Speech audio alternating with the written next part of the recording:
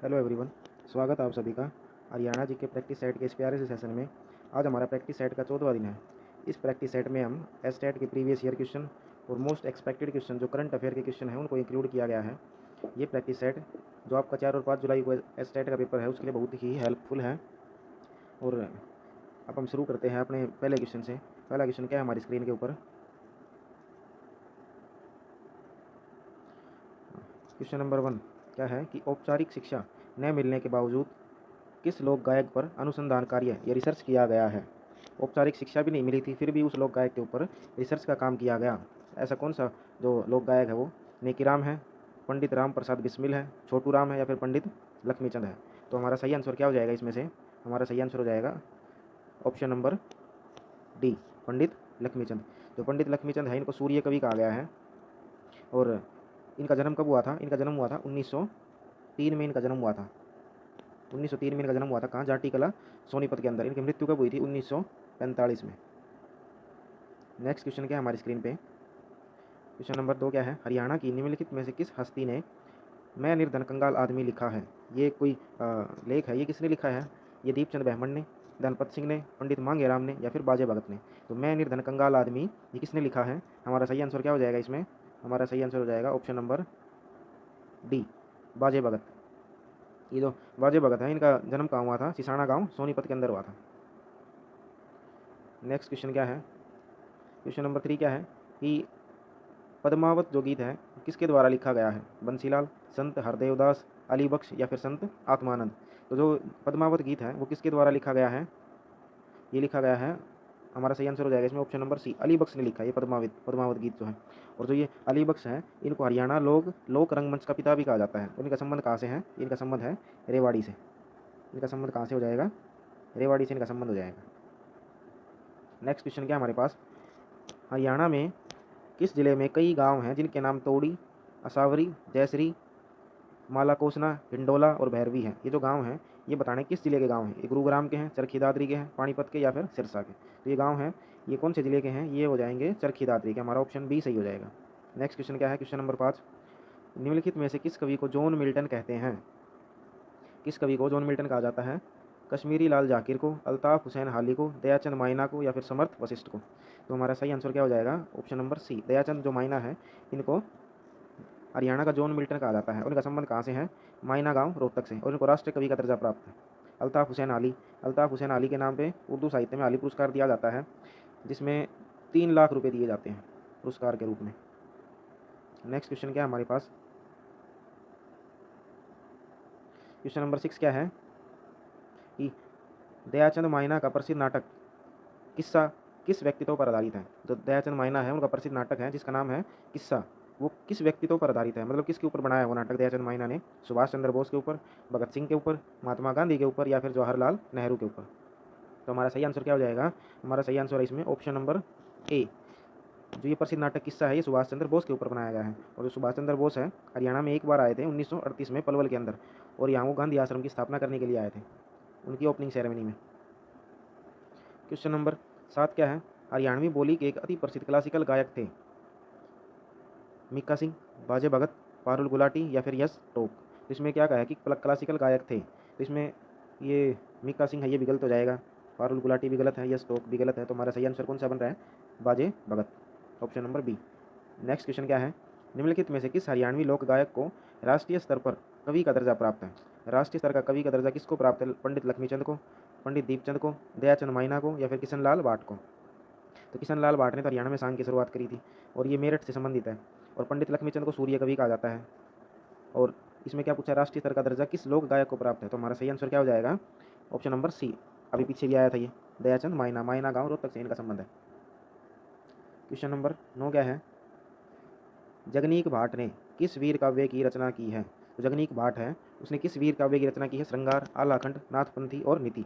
जो ये आलाखंड है या फिर आला गीत है इसकी रचना किसने की है? जगनीक भाट ने। और ये वीर रस से संबंधित है ये काव्य। क्वेश्चन नंबर 10 क्या है? कि प्रदेश के किस कवि ने सांगों की रागनी तथा कथा लिखी है? कौन सा कवि है जिसने सांगों की रागनी भी और कथा भी लिखी है? अली बख्श, कृष्ण गोस्वामी, अहमद बख्श और उपरोक्त सभी। तो हमारा सही आंसर हो जाएगा ऑप्शन नंबर डी, उपरोक्त सभी। इन तीनों ने ही, अली बख्श ने भी, कृष्ण गोस्वामी ने भी और अहमद बख्श ने, इन तीनों ने ही सांगों की रागनी और कथा लिखी है। क्वेश्चन नंबर 11 क्या है, गणगौर का त्यौहार किस तिथि को मनाया जाता है? जो गणगौर उत्सव है वो कब मनाया जाता है? ज्येष्ठ शुक्ल पक्ष प्रथमा को, बैसाख कृष्ण पक्ष चतुर्थी को, भादो कृष्ण पक्ष द्वितीया को, या फिर चैत्र शुक्ल पक्ष तृतीया को। तो ये जो गणगौर का त्यौहार है ये कब मनाया जाता है? ये मनाया जाता है, सही आंसर हो जाएगा हमारा ऑप्शन नंबर डी, चैत्र शुक्ल पक्ष तृतीया को मनाया जाता है। हमारा नेक्स्ट क्वेश्चन क्या है, क्वेश्चन नंबर 12 कि रक्षाबंधन का त्यौहार हरियाणा में किस नाम से जाना जाता है? जेतुड़े, सलूमण या सलोमण, या फिर मधुश्रवा उत्सव, या फिर बूढ़ी तीज। तो रक्षाबंधन का त्यौहार हरियाणा में किस नाम से जाना जाता है? हमारा सही आंसर हो जाएगा ऑप्शन नंबर बी, सलूमण या सलोमण। और ये मधुश्रवा उत्सव इसका क्या नाम है? इसका नाम है, इस तीज को कहा जाता है, ये जो तीज मनाते हैं ना उसको मधुश्रवा उत्सव भी कहा जाता है। क्वेश्चन नंबर 13 क्या है, हरियाणा के किस पर्व में जलदान का विशेष महत्व है? हरियाणा का कौन सा पर्व है जिसमें जलदान का विशेष महत्व है? जेतुड़े, बड़लिया नवमी, रामनवमी, या फिर तीज। तो हमारा सही आंसर क्या हो जाएगा इसमें? जलदान का विशेष महत्व कौन से पर्व में है, त्यौहार में है? जेतुड़े। नेक्स्ट क्वेश्चन क्या है कि क्वेश्चन नंबर 14, निम्न में से किस उत्सव में बासी खाना खाने का प्रचलन है? बासी खाना कौन से उत्सव में खाया जाता है? जेतुड़े, बड़लिया नवमी, सीली साते, या फिर दुर्गाष्टमी। तो ये कौन सा त्यौहार है? ये हो जाएगा ऑप्शन नंबर सी, सीली साते। इसको बासोड़ा भी कहा जाता है। क्वेश्चन 15 क्या है, चैत्र माह के प्रथम दिन कौन सा त्यौहार मनाया जाता है? रामनवमी, या फिर नव वत्स उत्सव, गणगौर, या फिर सीढ़ी साते।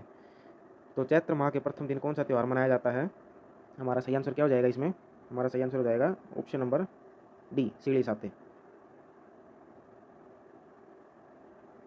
क्वेश्चन नंबर 16 क्या है, दुर्गाष्टमी उत्सव किस माह में मनाया जाता है? बैसाख, ज्येष्ठ, आषाढ़, या फिर चैत्र। जो दुर्गाष्टमी उत्सव है वो कब मनाया जाता है? हमारा सही आंसर हो जाएगा ऑप्शन नंबर ए, बैसाख में। क्वेश्चन नंबर 17 क्या है, हरियाणा में मातृ देवी पूजन की शुरुआत किस माह से होती है? मातृ देवी पूजन की शुरुआत कब करते हैं? चैत्र महीने में, बैसाख में, श्रावण में, या फिर भाद्रपद में। तो हमारा सही आंसर है ऑप्शन नंबर ए, चैत्र माह में। क्वेश्चन नंबर 18 क्या है, देवउठनी ग्यारस उत्सव का आयोजन किया जाता है? जो देवउठनी जो ग्यारस है वो कब मनाई जाती है?